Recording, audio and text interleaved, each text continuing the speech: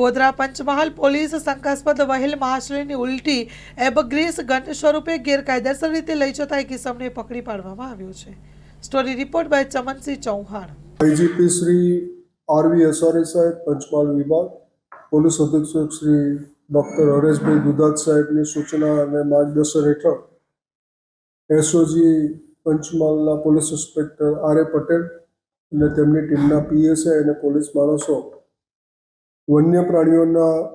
અવશેષો અને પદાર્થોની શોધમાં રહેવાને કાયદેસર કાર્યવાહી કરવાની સૂચના આધારે પીએસઆઈ બીકે ગોહિલના હોય આજરોજ ગોધરા બામરોલી ચોકડી નજીક એક એક્ટિવા ચાલક પાસે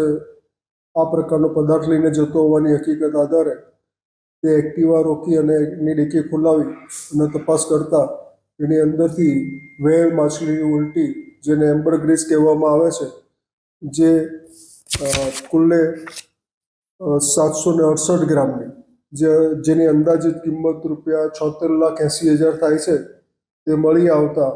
તાત્કાલિક સ્થળ ઉપર એફએસએલની ટીમ અને ફોરેસ્ટની ટીમના અધિકારીઓને બોલાવીને તપાસ કરતા તે એમ્બરગ્રીસ હોવાનું જણાય, જે બાબતેની કાયદેસરની કાર્યવાહી કરી અને આગળની કાર્યવાહી માટે ફોરેસ્ટ વિભાગને કાગળો અને આ મુદ્દામાલ સોંપવામાં આવેલ છે.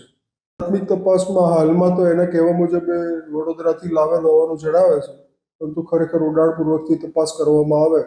તો ખરેખર આમાં બીજા કોણ સંડોવાયેલા છે, ક્યાંથી લાવે છે તે જાણવા મળે.